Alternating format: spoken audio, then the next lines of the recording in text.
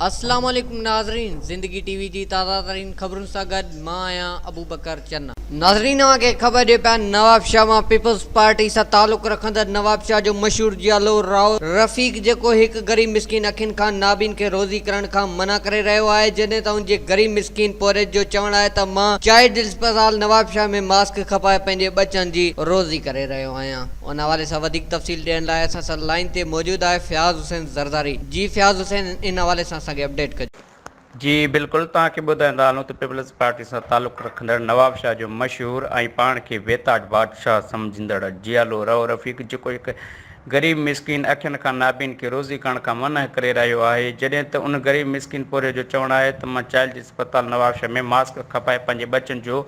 गुज़र सफ़र करे रहियो आहियां, जिते पीपल्स पार्टी जो जियालो सॾाईंदड़ बास राव रफ़ीक नाले शख़्स मूंखे तमामु घणो तंग करे रहियो आहे। मां अखियुनि खां नाबीन आहियां, मूंखे धिका थापा ॾेई अस्पताल मां कढण जी कोशिशि कई वई ऐं राव रफ़ीक जो चवणु आहे त हीउ ठीकु असांखे मिलियल आहे, हिते असांजा माण्हू मास्क खपाईंदा, जॾहिं त हुन ग़रीब मिसकिन अखियुनि खां नाबीन पोरियत पीपल्स पार्टी जी क़यादत खे अपील कई आहे त मूं नाबीन सां इंसाफ़ कयो वञे। वॾी महिरबानी फ़याज़ हुसैन तफ़सील खां आगाह करण लाइ।